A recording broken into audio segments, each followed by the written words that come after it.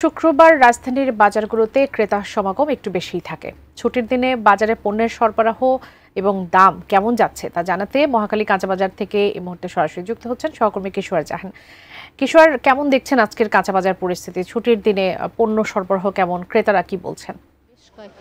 বেশ কয়েকটি বাজারে ঘুরেছি এবং আজকের বাজার পরিস্থিতির কথা যদি বলতে হয়, বিগত বেশ কয়েকটা সপ্তাহ ধরে আসলে বাজারে যেই পরিস্থিতিটি আছে সেরকম স্থিতিশীল আছে।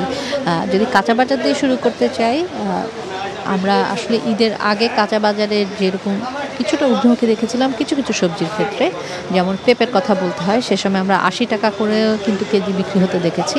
সেই পেঁপে কিন্তু আজকের বাজারে বিক্রি হচ্ছে ৩০ টাকা করে। এবং সব মিলিয়ে আসলে সবজির কথা বলতে হলে কম বেশি সর্বনিম্ন ৩০ থেকে সর্বোচ্চ ১২০ টাকা পর্যন্ত আসলে আমরা বেশ কয়েকটি বাজার ঘুরে সবজি পেয়েছি। এবং ১২০ টাকা সবজির যেটার কথা বলছি সেটা আসলে এই সিজনের সবজি না। টমেটো আছে যেটির দাম কিছুটা বাড়তি, তবে এই মুহূর্তে এই মৌসুমের যে সবজিগুলো সেগুলো কিন্তু কম বেশি ৭০-৮০ টাকা এর মধ্যে আসলে মিলছে।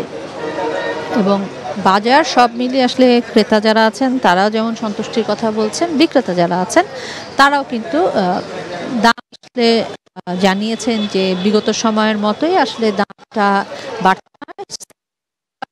মুদি দোকানের বিভিন্ন মুদি দোকানে ঘুরে আমরা আসলে যেতে দেখছিলাম যে বাড়তি আছে নাকি কোনো দাম। ঈদের আগে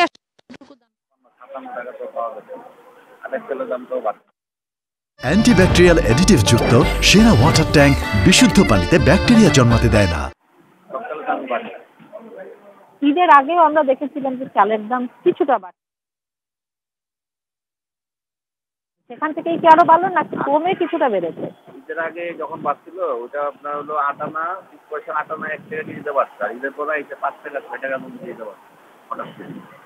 আমরা যেখান থেকে আনি ওদেরকে জিজ্ঞাসা করলে বলে সবগুলোতেই ৩-৪ টাকা করে কেজিতে বাড়ছে। ঈদের পরে আর ঈদের আগে ৫ টাকা ডিফারেন্স হয়ে গেছে, সব চালের দামই বাড়তি।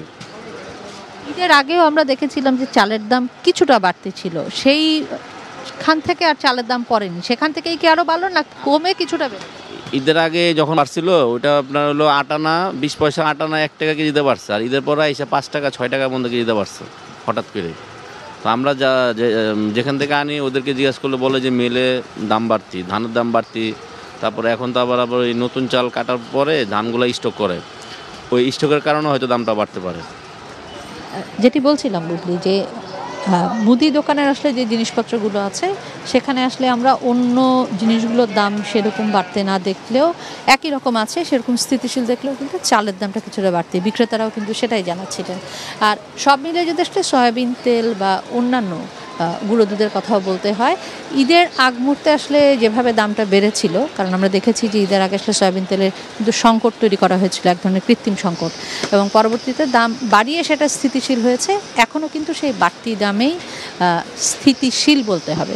তবে সব মিলিয়ে যদি বলতে হয় কাঁচা বাজার কিংবা মুদি সব মিলিয়ে কিন্তু এখন পর্যন্ত ক্রেতারা স্বস্তির কথাই বলছেন হাতের নাগালের মধ্যে এখন পর্যন্ত অন্তত বাজারটা আছে। বুবলি।